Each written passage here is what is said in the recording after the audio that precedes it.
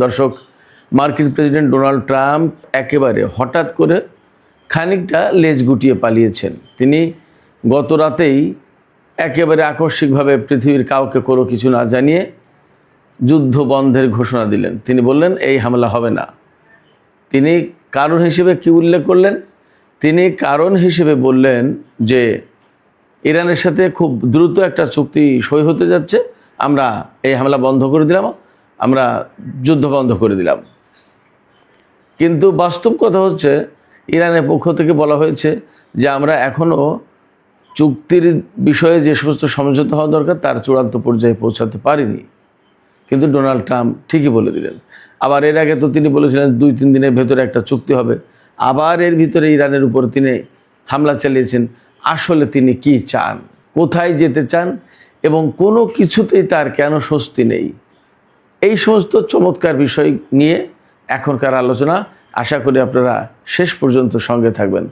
দর্শক, আর একটু কথা বলবো, ইরান আমেরিকার উপর যে হামলা চালিয়েছে তাতে আসলে আমেরিকার কীরকম ক্ষয়ক্ষতি হয়েছে সে সম্পর্কে আরও নতুন কিছু তথ্য আমি আজকের ভিডিওতে দেওয়ার চেষ্টা করব।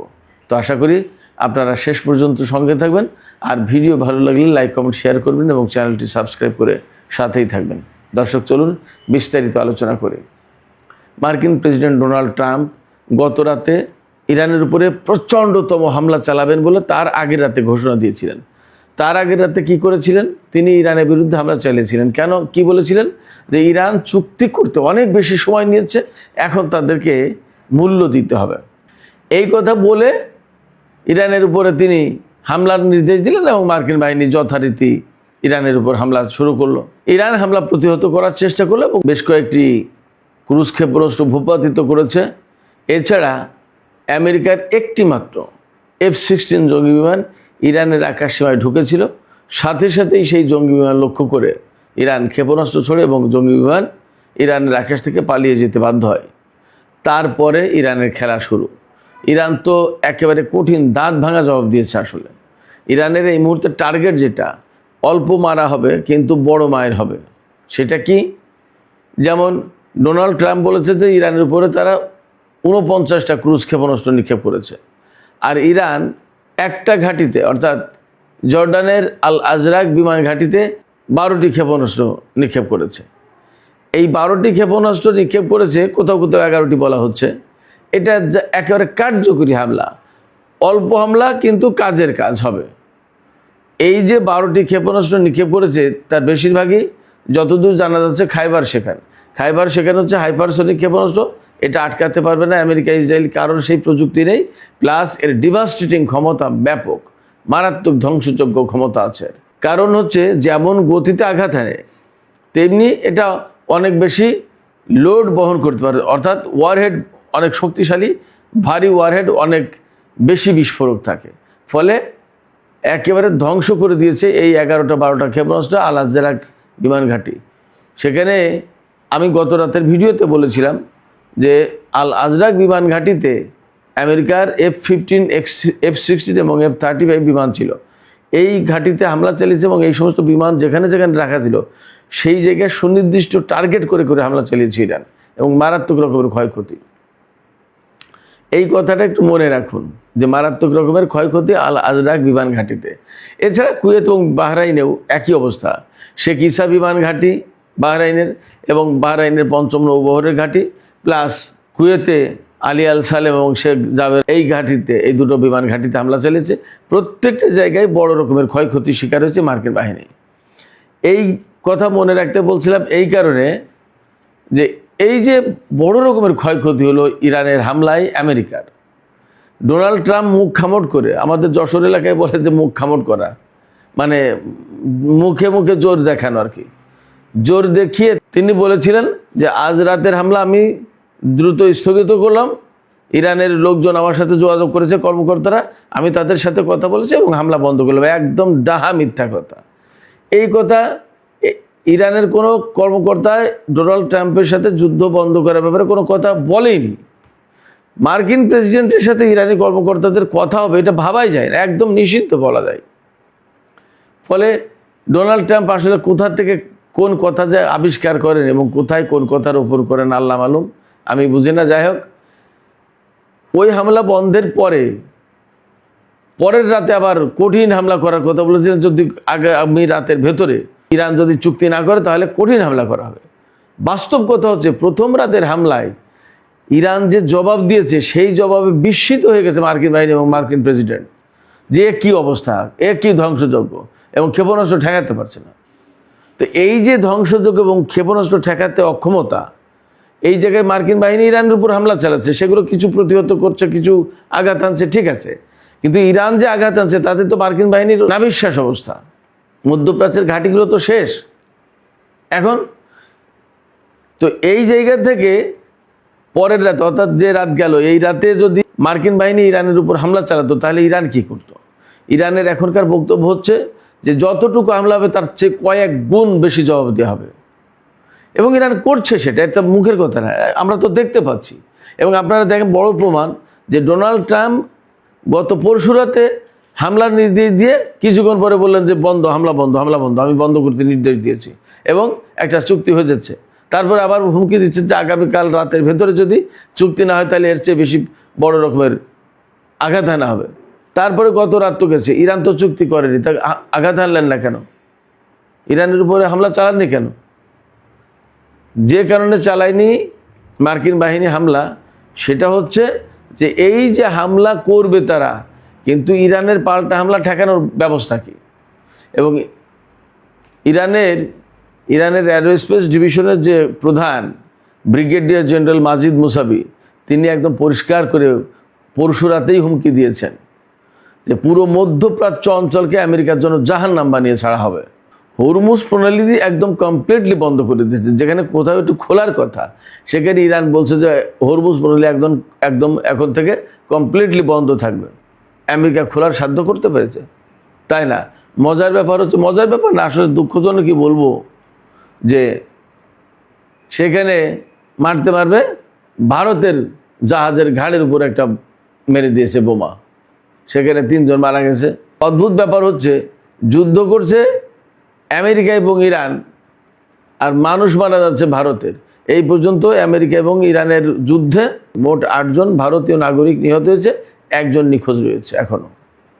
যুদ্ধ আমেরিকা ইরানের, লোক মারা যাচ্ছে ভারতের।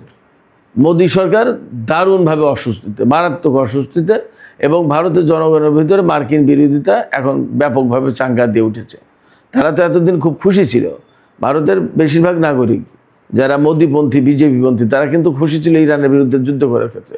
এরা কিন্তু ইসরায়েল এবং আমেরিকার সাপোর্টার। যাই হোক, তো তারা খুশি ছিল। এখন মার্কিন হামলায় প্রায় দিনই ভারতের নাগরিক নিহত হচ্ছে। এখন তাদের কানে পানি গেছে, তারা বুঝতে পারছে হ্যাঁ কী হচ্ছে, আমরা কি করছি। এবং এই সপ্তাহে ফ্রান্সের রাজধানী প্যারিসে G7 মিটিং আছে, সম্মেলন আছে। সেই সম্মেলনে মোদী বাবু দাওয়াতপ্রাপ্ত, তার সাথে আবার ডোনাল্ড ট্রাম্পের মিটিং হওয়ার কথা রয়েছে। সেই মিটিংয়ের আগে ভারতের 3 নাগরিক নিহত। বাস, কি একটা অবস্থা! যেমন মোদির জন্য বিব্রতকর ব্যাপার, তেমনি ট্রাম্পের অবশ্যই সমস্ত হুঁশজ্ঞান আছে কিনা সন্দেহ আছে। যাই হোক, তো বৈঠকের আগে ভারতের নাগরিক নিহত, এবং এই নাগরিক নিহত হওয়ার কারণে দেশের লোকজনকে বোঝানোর জন্য হলেও মোদী সরকারকে আমেরিকার কূটনীতিক তলব করে, উপরাষ্ট্রদূতকে মনে হয় বা ভারপ্রাপ্ত রাষ্ট্রদূতকে তলব করে তাকে কৈফিয়ত তলব করতেছে, বা তার কাছে কিছু একটা, ধরেন গোপনে গোপনে যদি চা খাইয়ে দেয়, তাহলেও তো খবরটা প্রকাশ হয়েছে মার্কিন কূটনীতিককে তলব করেছে ভারতের পররাষ্ট্র মন্ত্রণালয়। এই যে ভারতের পররাষ্ট্র মন্ত্রণালয় তলবগুলো, এটা তো 2 দেশের কূটনীতির জন্য খুব আরামদায়ক, সুখকর কোনো ব্যাপার না, একটা অস্বস্তিকর ব্যাপার। এই ঘটনা ঘটে গেল মার্কিন হামলার কারণে। তো যাই হোক, যে কথা বলছিলাম, এই যেখানে আমেরিকা ইরানকে একদম মাটির সাথে মিশিয়ে দেবে, সেখানে চুক্তিও হয়নি, মাটির সাথে মিশানো তো দূরে কথা, সেই হামলা বন্ধ করতে বাধ্য হয়েছে ডোনাল্ড ট্রাম্প। এই যে হামলা বন্ধ করার ঘোষণা দিল গত রাতে, যাবি আর হামলা করছি না, এটা নিয়ে ইসরায়েল, আমেরিকা প্রত্যেকটা জায়গায় গণমাধ্যমে, সারা বিশ্বের গণমাধ্যমে প্রশ্ন তুলেছে, কেন যে ট্রাম্প ঘোষণা করেন যুদ্ধের কথা, আবার কেন যে তিনি হঠাৎ করে বন্ধ করে দেন, কিছুই বোঝা যায় না। কী কারণে ঘোষণা করলেন আর কী কারণে বন্ধ করলেন জানার নেই। তার মানে হচ্ছে তিনি আসলে একটা বেসামাল অবস্থায়, উদ্ভ্রান্ত অবস্থায় পড়েছেন। তার মূল কারণ আমি সবসময় বলি 3টা কারণ। ইরানের সাথে না চুক্তিতে যেতে পারছে, কারণ চুক্তিতে গেলে ইরানের শর্ত মেনে চুক্তি করতে হবে। ওই যে হয় খারাপ চুক্তি, না হয় আরও খারাপ চুক্তি।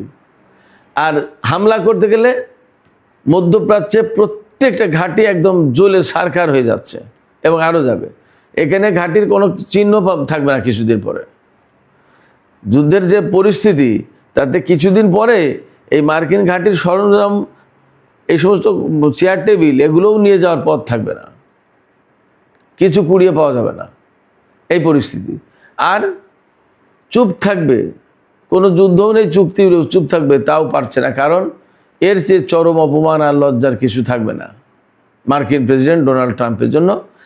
আর ইরানের পাশে আমার যা বিশ্বাস, আমার পর্যবেক্ষণ বা আমার বিশ্লেষণ যেটা, সেটা হচ্ছে যে ইরান এই যুদ্ধ, এই চুক্তি হচ্ছে, হবে, এটা হলো না, ওটা হয়নি, এটা পছন্দ হলো না, আমাদের এই শর্ত, তোমাদের এই শর্ত, এর এই ব্যাখ্যা, এইভাবে করতে করতে করতে করতে সময় কিন্তু ক্ষেপণ করে টেনে নিয়ে যাচ্ছে।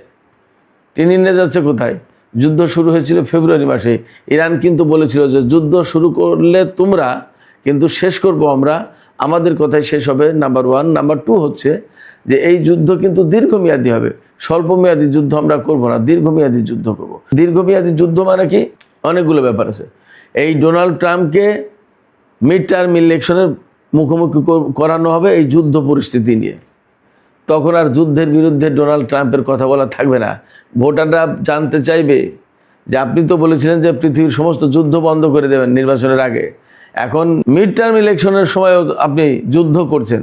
যুদ্ধ বন্ধ তো করতে পারেন, আপনি যুদ্ধ করছেন কেন? ভোট দেবে না মানুষ। মিড টার্ম ইলেকশনে বিরাট বড় বিপত্তি, বিপর্যয় হবে এই ডোনাল্ড ট্রাম্পের দলের, রিপাবলিকান দলের। এই জন্য ইরান টুকটাক টুকটাক টুকটাক করে এই যুদ্ধটাকে ওই সেই মিড টার্ম ইলেকশনের দিকে টেনে নিয়ে যাচ্ছে। এটা গেলে 1। 2 হচ্ছে যে যত ইরান টুকটাক টুকটাক করে যুদ্ধ টেনে নিয়ে যেতে পারবে, ততই মার্কিন বাহিনীর খরচ বাড়বে, মার্কিন বাহিনী ক্লান্ত হবে। একটা জাহাজ 6 মাস মোতায়েন রাখা যায় ম্যাক্সিমাম, তারপরে কিন্তু জাহাজের নাবিক, সেনা, তাদের বিশ্রাম দিতে হয়, 2-3 মাস বিশ্রাম দিতে হয়। সেই অবস্থা কিন্তু তৈরি হয়নি।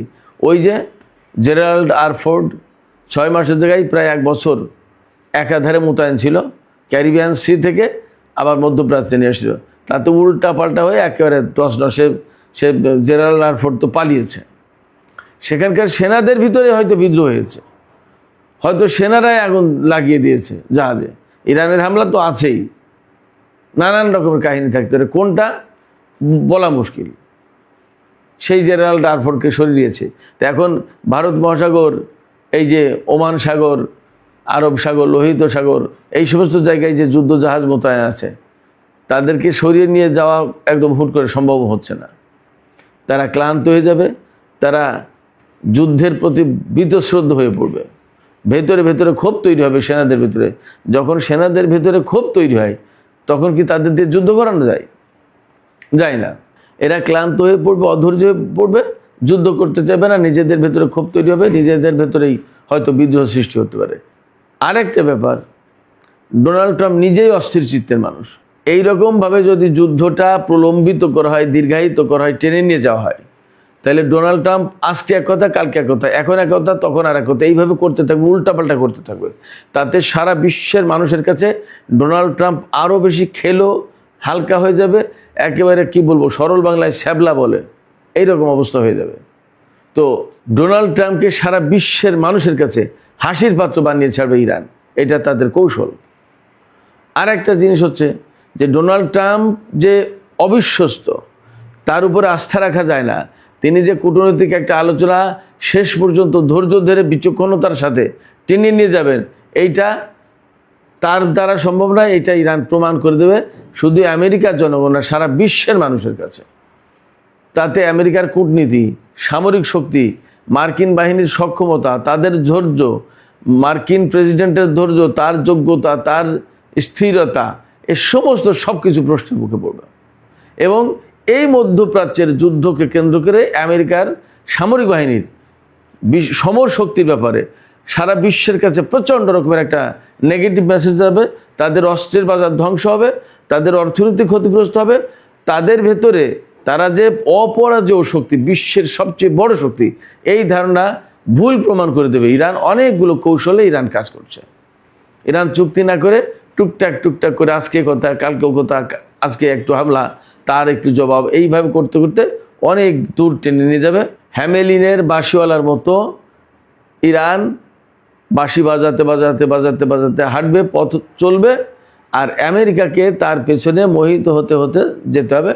আমেরিকার এখান থেকে ফেরার পথ থাকবে না। যুদ্ধ থেকে এখন সে লেজ গুটিয়ে পালাতে পারছে না সহজে। মধ্যপ্রাচ্য তাকে ছাড়তেই হবে, ইরান বলেছে ছাড়তেই হবে। কেন? এমন কাজ করবে ধীরে ধীরে ধীরে ধীরে, এত বেশি, এবং দিন দিন হামলার মাত্রা বাড়ছে। আপনারা খেয়াল করেছেন, আমেরিকা যখন ইরানের উপর হামলা চালায়, ইরান তখন এমন কিছু ক্ষেপণাস্ত্র ব্যবহার করে তার ধ্বংসাত্মক ক্ষমতা অনেক বেশি। এবং আপনারা দেখতে পাচ্ছেন যে যুদ্ধ বিমানের হ্যাঙ্গারগুলো কিভাবে ধ্বংস করে দিচ্ছে, ঘাঁটিগুলো তছনছ করে দিচ্ছে। তো সেক্ষেত্রে আমেরিকা মহা বিপর্যয়ের মধ্যে পড়বে এই ইরানের সাথে যুদ্ধ করতে গিয়ে। না পাবে চুক্তি, না এখানে তাদের আধিপত্য ধরে রাখতে পারবে, না আমেরিকার সামরিক, রাজনৈতিক, কূটনৈতিক, অর্থনৈতিক কোনো মান মর্যাদা থাকবে সারা বিশ্বে, একদম জিরো করে দেবে ইরান। আরেকটা বিষয় এখানে লক্ষণীয়, আরেকটা বিষয় লক্ষণীয় এই যে দেখেন, এই যে যুদ্ধ হচ্ছে, ইরান কিন্তু 3টা জায়গায় হামলা চালাচ্ছে। অন্তত গত 2-3 দিনের যে ঘটনা, ইরান হামলা চালাচ্ছে কুয়েতের উপর, কুয়েতের মার্কিন ঘাঁটিতে। ইরান হামলা চালাচ্ছে বাহরাইনের মার্কিন ঘাঁটিতে। আর ইরান হামলা চালাচ্ছে জর্দানের মার্কিন ঘাঁটিতে। কাতারে হামলা চালাচ্ছে না, সংযুক্ত আরব আমিরাতে হামলা চালাচ্ছে না, এবং সৌদি আরবে হামলা চালাচ্ছে না। তাহলে কি হলো? সৌদি আরব, কাতার এবং সংযুক্ত আরব আমিরাত কি অলিখিতভাবে বা পর্দার আড়ালে ইরানের সাথে কোনো গোপন সমঝোতায় গেল? কি হলো? ঘটনা কি? এই 3 দেশের সাথে কিন্তু এখন আপাতত ইরানের কোনো ঝামেলা নেই। বরং আমরা তা জানতে পারছি, বরং আমরা এটা জানতে পারছি যে কাতারের প্রতিনিধি দল ইরানে গভীর রাত পর্যন্ত আলোচনা ছিল, গভীর শেষ রাত পর্যন্ত আলোচনা ছিল ইরানের কর্মকর্তাদের সাথে। গত পরশু রাতে সম্ভবত কি আলোচনা হয়েছে এবং কি হচ্ছে, কি হতে যাচ্ছে, বিরাট প্রশ্ন। পাকিস্তান কিন্তু গত পরশু রাতেই ঘোষণা দিয়েছে, আমরা আর আমেরিকার সাথে আলোচনায় থাকবো না, আমরা আর আলোচনা করব না, এই শান্তি চুক্তির ব্যাপারে আমরা কোনো কথা বলবো না। কেন? একটা অভিমান করে, এক ধরনের রাগ করে। কারণ আলোচনা আগাচ্ছে, এটা তো এমন না যে 2 দিনের একটা ব্যাপার এখনই মিটমাট হয়ে গেল। তো বছরের পর, যুগের পর যুগ এই সংকট চলে আসছে আমেরিকা এবং ইরানের মধ্যে। সেই সংকটের এক বিস্ফোরণ ঘটেছে যুদ্ধের ভেতর দিয়ে। তার সমাধান হতে গেলে তো সময় লাগবে। ডোনাল্ড ট্রাম্প যদি বলে এখনই চুক্তি করতে হবে, তার কথা কি বিশ্ব চলে না, নাকি তার কথা আমেরিকা চলে, নাকি তার কথা পাকিস্তান চলে? তার কথা কি চলে? সব চলে না। সেক্ষেত্রে পাকিস্তান নিজের দায়িত্বে, নিজের উদ্যোগে যে কাজ করতে যাচ্ছিল, বারবার তার উপরে আঘাত হানছে মার্কিন বাহিনী। যখনই আলোচনায় এগিয়ে নিয়ে একটা চুক্তির কাছাকাছি যায়, ডোনাল্ড ট্রাম্প নিজেও বললো যে চুক্তির কাছাকাছি। পাকিস্তানও বললো যে খুব শিগগিরই একটা ভালো খবর পাওয়া যাবে, পাকিস্তানের রাজধানী ইসলামাবাদে বিশ্বের বিভিন্ন দেশের অতিথিদেরকে দেখা যাবে। এটা পাকিস্তানের পক্ষ থেকে বলা হয়েছিল। পাকিস্তানের স্বরাষ্ট্রমন্ত্রী গত সপ্তাহে ইরান যখন সফর করলো, তারপরে যদি আবার ইরানের উপর হামলা চালায় আমেরিকা, তাহলে হবে? ডোনাল্ড ট্রাম্প ইরানের উপর কেন হামলা চালায়? চুক্তি যখন খুব কাছাকাছি, তখন হয়তো কোনো জায়গায় আটকা থাকে যে পরমাণু আমরা বন্ধ করবো না কর্মসূচি, আমরা ইউরেনিয়াম দেবো না, আমরা হরমুজ খুলবো না। হয়তো এই সমস্ত 2-3টা জায়গা বাকি থাকে, আর সব হয়তো হয়ে গেছে। এই তখন বলে যে দাঁড়াও, একটু কিছু বোমা মেরে দাও, বোমা মেরে দে, ইরানকে এখানে নিয়ে আসো, যে তাকে চুক্তি করতে বাধ্য করো। কিন্তু বাস্তব কথা হচ্ছে, কোনো মতে বোমা মেরে, বিমান হামলা করে ইরানকে তো চুক্তি করানো যাবে না। ইরান এই কাজ করবে না, বরং কি করবে? সে মাটি কামড়ে পড়ে আমেরিকার বিরুদ্ধে যুদ্ধ করবে, কিন্তু তার মতের বাইরে গিয়ে, তার পছন্দের বাইরে গিয়ে সে চুক্তি করবে। এটা তো ভাবাই যায় না। যদি চুক্তি করতো, কোনো রকমের একটু আপোষ করতো, তাহলে আজ আরও 40 বছর আগেই আপোষ করে বসতো। ইরান এই আপোষ করবে না, এই আশা আমেরিকার করাই উচিত না। বরং এই রকমের প্রিপারেশন নেওয়া দরকার এখনই, যে ইরানের অনেকগুলো শর্ত মেনে নিয়ে তাকে চুক্তি করতে হবে, তা না হলে হবে না চুক্তি। ইরানের জাতীয় সংসদের স্পিকার সুস্পষ্ট করে বলেছেন এখন থেকে হামলা অনেক বেশি জোরালো হবে, আর নতুন একটা ইরানকে দেখবে আমেরিকা। কিভাবে দেখবে? সেটা এইভাবে যে আমেরিকা ইরানের উপরে যতটুকু হামলা চালিয়েছে তার কয়েক গুণ হামলা ফেস করতে হবে আমেরিকাকে, এবং অনেক বেশি শক্তিশালী হামলা থাকবে সেগুলো। এই জায়গায় ইরানকে আমেরিকা থামাতে পারবে না। এখন আমেরিকাকেই, ডোনাল্ড ট্রাম্পকেই পথ বেছে নিতে হবে, তারা চুক্তিতে যাবে নাকি ইরানের সাথে যুদ্ধে যাবে। সুপ্রিয় দর্শক, এখনকার আলোচনা এখানেই শেষ করতে চাইছি।